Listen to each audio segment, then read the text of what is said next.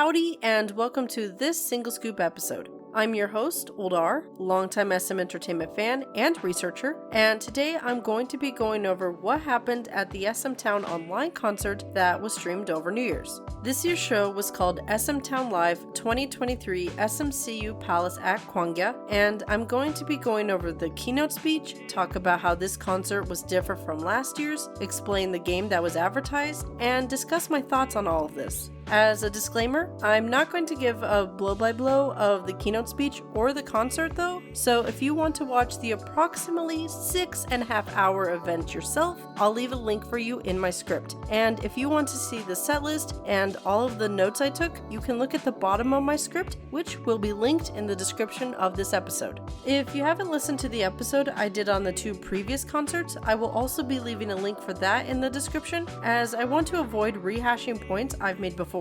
With that absurdly long intro out of the way, let's jump into the keynote speech.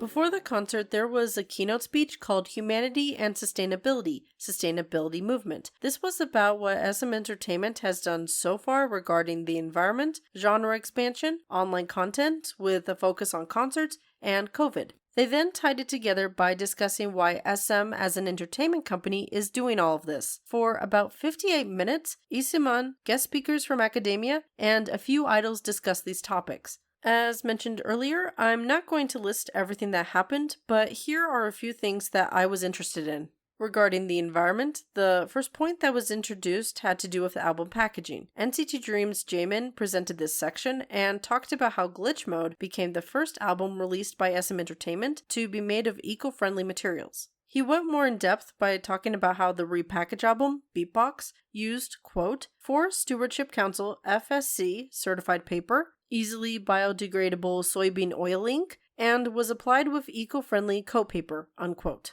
I found this to be interesting because it directly affects K-pop consumers. A few albums released in 2022 from SM had options like getting either the standard album or the digipack version. Aside from the eco-friendly materials, the digipack was smaller but still included a CD, images, credits pages, and a photo card. In the long term, I think this is great because it lets fans choose albums that have either all the bells and whistles or is easier to store, made of eco-friendly materials, and doesn't lose the essential components of a physical copy. While I hope this catches on, I'm also curious about the difference in deterioration. Like, will these new eco-friendly albums hold up for 20 years when not kept in a standard indoor environment? I'm not worried about the CD so much as the packaging, as a few years ago I had to deal with ink coming off of papers that had been left in a garage for over a decade. And just going off of how first-gen fans deal with getting merch, this could be a problem in 20 years and lead to people making replicas, but as there are probably more copies of 4th-gen albums in circulation, I doubt that this would be as big of a deal for future fans. However, on the flip side of that, if these albums are meant to deteriorate faster because they're not made of plastic, then that could be a solution to the bulk buy dumping issues that have been more common in recent years. Regardless, I think it's a good step forward, and I really hope eco-friendly alternatives for physical album copies like this become a standard in the industry, and not just with SM, that does acknowledge they've got a long way to go with this.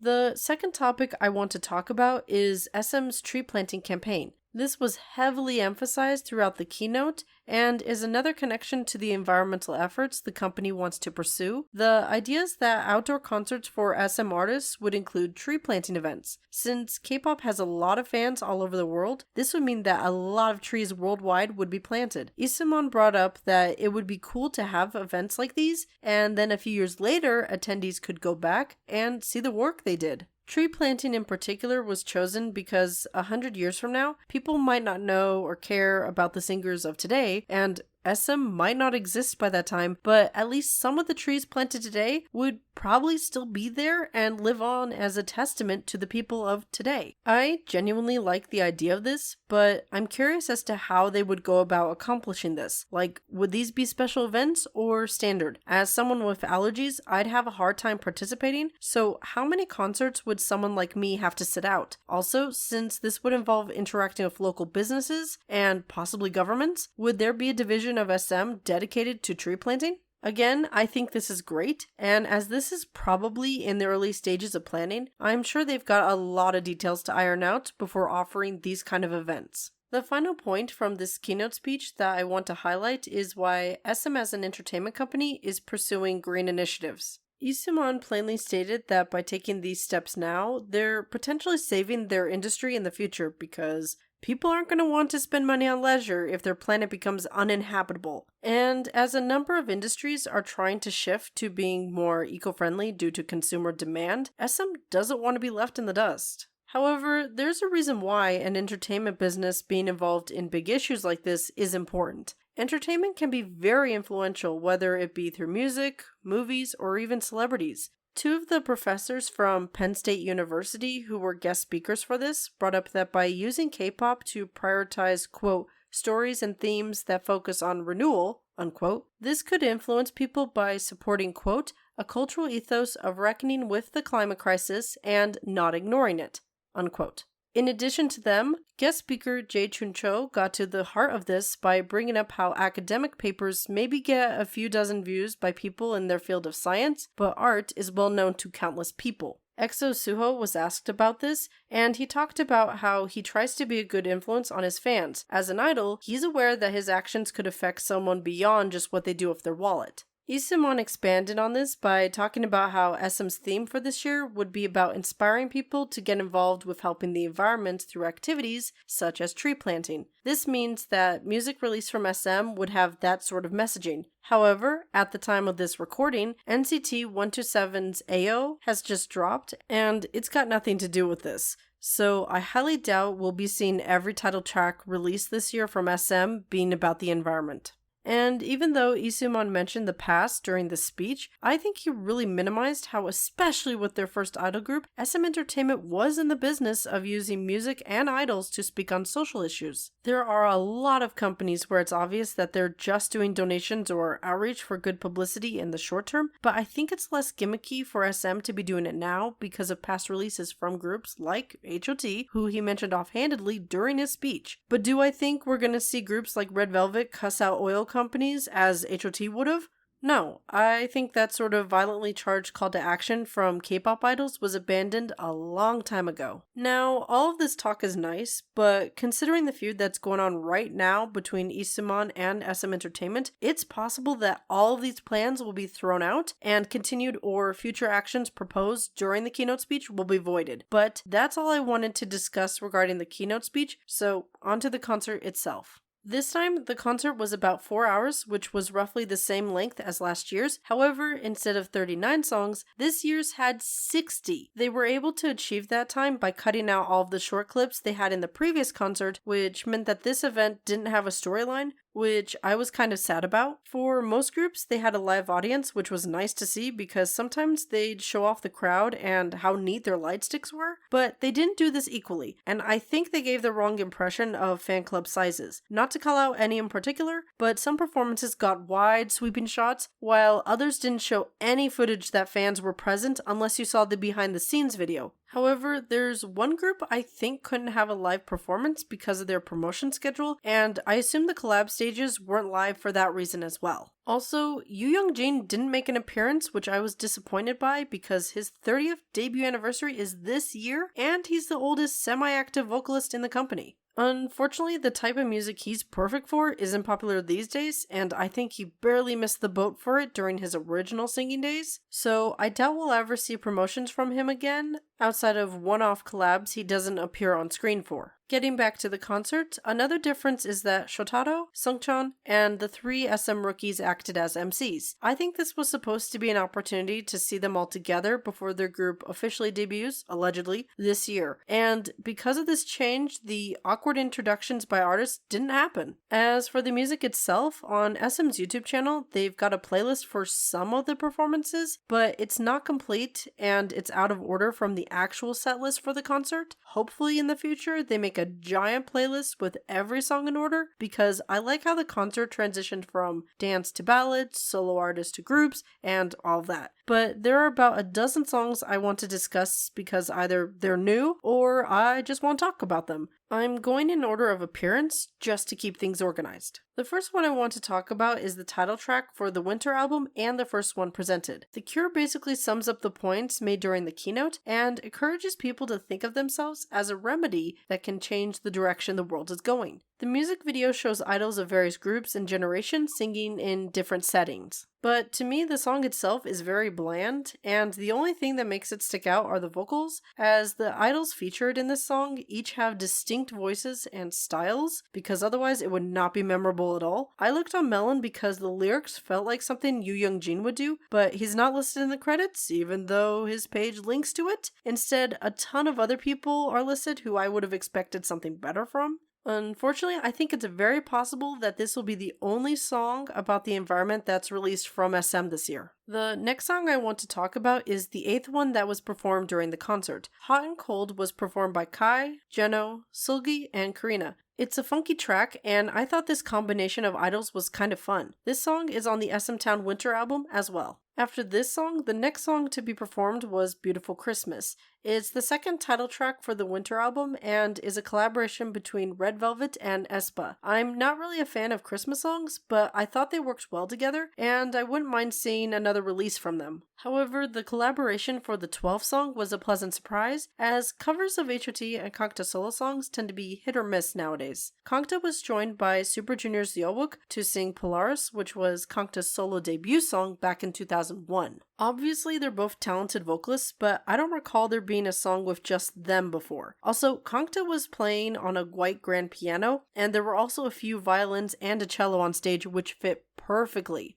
Side note, whoever decided that Yeowook should wear white while Kangta should wear black clearly understood the assignment. After this song, Kangta, Yesung, Suho, Tail, and Namjoon performed Happier. This ballad and combination of voices was soft and beautiful. I would have never thought of this mix of idols because I don't recall seeing them all working together for something like this before, especially Kangta, Yesung, and Tail, but they worked really well together. However, I was especially surprised with Suho, as I tend to think of EXO vocalists as mainly being members like Chen, Baekhyun, and Dio, but I feel like Suho really shined here. This song is also on the Winter album, but I hope we get to see them promote together even as a temporary subunit in the future. Another song on the Winter album is Time After Time, performed by Boa, Wendy, and Ningning. It's got a classy jazz club feel to it that I feel sets it apart from other songs on the album. The 18th song to be performed was Eyes on You by Kangta. This was from his album released last year, and the main thing I want to comment about is that for once at a winter concert, he wasn't wearing a peacoat or a sweater. He had a leather jacket, a t-shirt, and there was a chain on his pants. It was such a nice change, and it's good to see him dancing again. Jumping to the 25th song, Chanyeol, Mark, and Winter performed Yours, and Raiden was there as well playing guitar, which was a nice touch.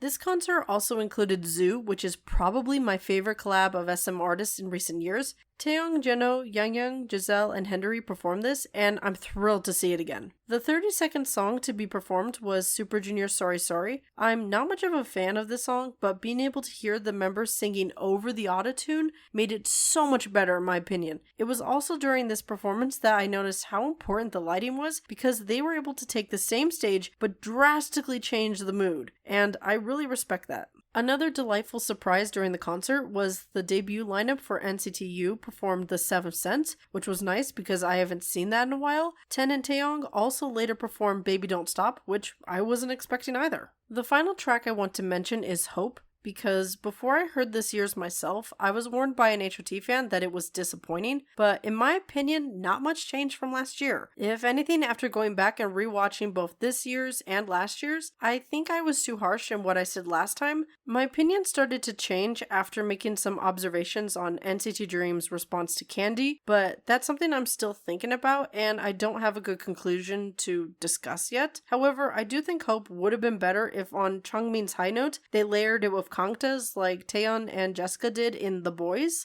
but that's all I wanted to discuss with the main concert, so I'm moving on to the DJ Afterparty. This part of the concert took about an hour and a half, and compared to previous concerts, this year's only featured Hyo, Raiden, Ginjo, Marvista, Imle, and Johnny. Compared to last year, it didn't feel like a drag, which I think the shorter time helped with, but what I liked the most about this section was that each set had a different personality. Like, Hyo included a mix with SNSD Tell Me Your Wish, Marvista's set was cheerful, and Imlay seemed shy but was being hyped up by the dancers. All of the sets had dancers who would sometimes be doing the original dance for the song, freestyling, or even hyping up the DJs. This year, the DJ Afterparty ended it on Johnny, and his set felt like a good way to end things. However, I have one more note to make before wrapping up. During the concert, there were multiple commercials, not just for the Kwangya store, which is just the SM store but rebranded, but also an SMTOWN video game. It was advertised as being a game where your 3 quests are to visit different zones for each current SM artist, collect digital light sticks,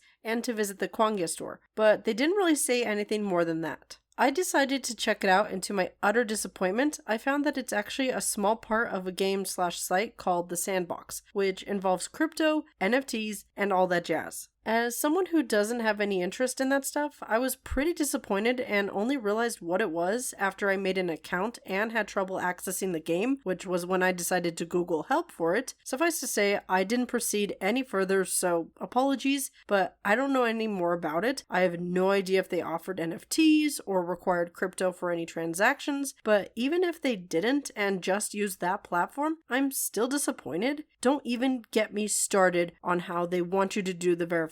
I put a screenshot in the script for y'all because I thought it was wild. Mind you, I probably wouldn't have been as annoyed with it if I hadn't just seen the keynote speech. Also, in the commercials for it during the concert, Iseman was just talking about Kwangya, not giving a hint about any of this at all, so just a heads up. Okay, so to wrap up this long-winded single scoop, so it's not that long, but to me, it feels like it's really long. For the most part, I enjoyed this year's SMTOWN online concert. The keynote speech greatly interested me because it said a lot about the direction Iseman wanted SM to go in, but as of right now, it's hard to say what from it will be realized, and I enjoyed the performances from the oldies but goodies to the unexpected collabs, and I really hope they do another one next year. But that's it for today. Thank you for listening. Links for everything are in the description and in the script. Until next time, annyeong!